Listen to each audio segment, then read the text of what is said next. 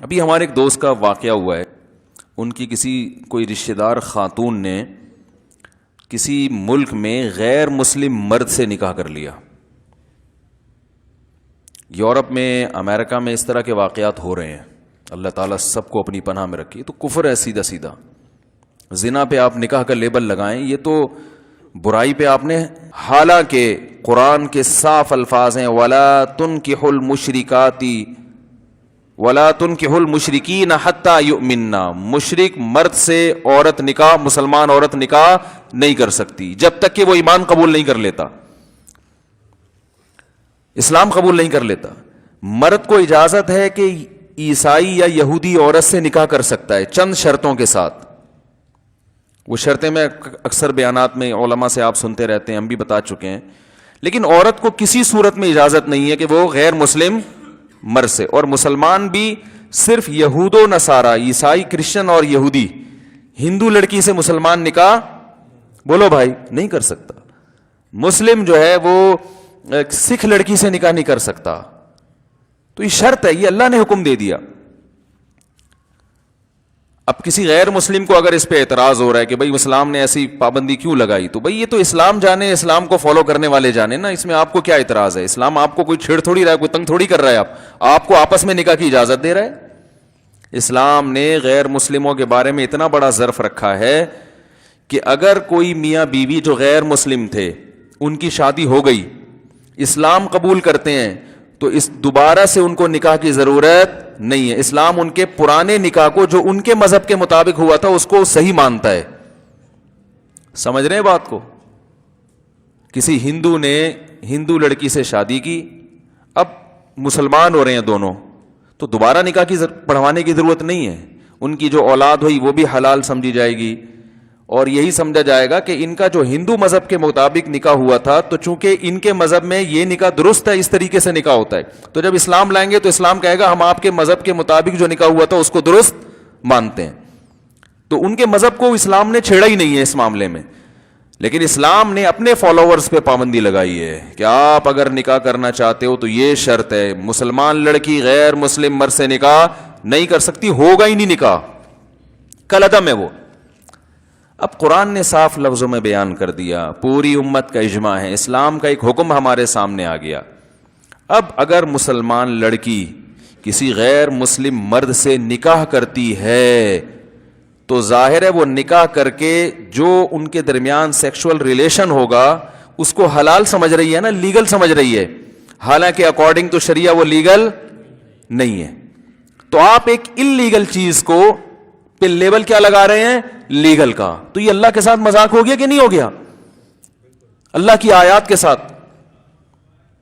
تو یہ تو کفر ہے صریح، اس کی بالکل اجازت نہیں. اور یہ زنا ہے، اس میں اور زنا میں کوئی فرق نہیں ہے. تو اب ہوا یہ کہ کسی کے خاندان میں کسی خاتون نے ایسا کیا، جو خبر مجھے پہنچی ہے، اب غلط خبر پہنچی ہے تو بھائی میں نہیں جانتا، لیکن بالفرض میں فرض کر لیتا ہوں یہ خبر صحیح ہے، کیونکہ مجھے جو مستند ذرائع سے خبر پہنچی وہ یہ پہنچی کہ غیر مسلم مرد سے کی ہے. واللہ عالم، ہو سکتا ہے وہ چھپ کے مسلمان ہو گیا ہو، تو ممکن ہے وہ اس نے اسلام کو لوگوں کے سامنے ظاہر نہ کیا ہو، لڑکی کے سامنے بتا دیا ہو کہ میں مسلم ہوں. بعض دفعہ ڈرتے بھی ہیں لوگ، لیکن ہمیں جو خبر پہنچی وہ یہ پہنچی کہ وہ غیر مسلم ہے. اب کیا ہوا ہے کہ جب پتہ چلا کہ غیر مسلم ہے تو خاندان نے بہرحال وہ سیلیبریٹ کیا، کوئی بات نہیں، شادی تو شادی ہوتی ہے، کارڈ بھی چھپ رہے ہیں، لوگ مبارک. ایک تھا سر پھرا کوئی، اس نے کہا بھائی یہ میں نہیں اس میں جاؤں گا اس شادی میں، اور یہ غلط ہو رہا ہے. اس نے واٹس ایپ پہ، فیس بک پہ آواز اٹھائی، یہ غلط ہے، حرام ہے، ناجائز ہے، زنا کو پر نکاح کا لیبل مت لگاؤ، میرج کا لیبل مت لگاؤ. تو اب کیا ہوا ہے کہ بجائے اس کے کہ بات کو مانا جاتا، خاندان اس کے خلاف ہو گیا. یہ پاگل ہے، یہ جو ہے نا وہ معاشرے میں وہ پھیلا رہا ہے، یعنی ایک جذباتیت کو فروغ دے رہا ہے. تو میں نے تو خیر ان صاحب سے کہا، میں نے کہا آپ نے اپنا فرض ادا کر دیا، دوبارہ اس پہ آواز اٹھانے کی ضرورت نہیں ہے. بس آپ نے بائیکاٹ کر لیا، نہیں گئے، اور آپ نے ان کو بتا دیا یہ حرام ہے، ناجائز ہے. اتنا اس زمانے میں تبلیغ کافی ہے، بار بار ایک چیز کے پیچھے نہیں پڑو. چھوڑ دو ان کو اپنے حال. آپ نہیں تعلق رکھو, ختم. ایک دفعہ تبلیغ جو ہے نا ایک دفعہ کافی ہے, صحیح ہے نا, ایک دفعہ تبلیغ کر دی اچھی طرح سے صاف لفظوں میں, ان کو علماء کے فتاوی بھی دکھا دیے, دلائل بھی دکھا دیے, قرآن کی آیات کا حوالہ بھی دے دیا, بس اب پیچھے نہیں پڑو ان کے, چھوڑ دو اپنے حال پہ, جائیں جہنم میں. لیکن یہ عمل غلط ہے, اس میں آپ کے لیے شرکت جائز بولو بھائی نہیں ہے. اگر ایسا میرٹ جوڑا آپ کے گھر آتا ہے, آپ نہیں مل سکتے, بولے بھائی نہیں, یہ اس کی اجازت نہیں ہے. برائی پہ آپ اچھائی کا لیبل لگا کے گھوم رہے ہو, یہ ہم تو اس میں شریک نہیں کریں, شرکت نہیں کر سکتے. تو کبھی کبھار اللہ کے لیے تعلق ختم بھی کرنا پڑتا ہے. ہاں جذباتیت میں نہ آئے, مار دھاڑ, یہ چیزیں ٹھیک نہیں ہیں. ایک دفعہ بات بتا دی, کلیئر کر دی, پیچھے نہ پڑیں, اس سے فساد پھیلتا ہے معاشرے میں. ڈنڈے کے زور سے لوگوں کو تھوڑی ٹھیک کر سکتے ہیں آپ, جی غلط ہے تو آپ ڈنڈا لے کے چڑھ جائیں گے, وہ آپ کو اریسٹ کروا دیں گے.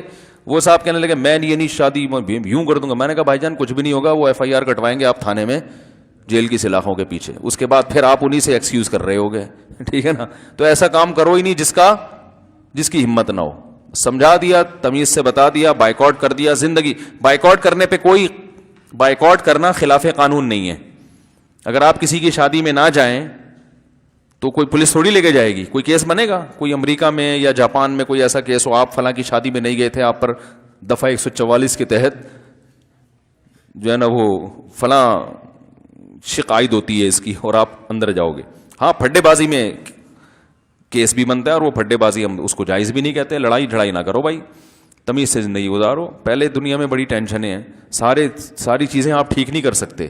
آپ کو جتنا اللہ نے آپ کو مکلف بنایا ہے تو آپ بس اسی کو فالو کر سکتے ہو, سمجھ رہے ہیں.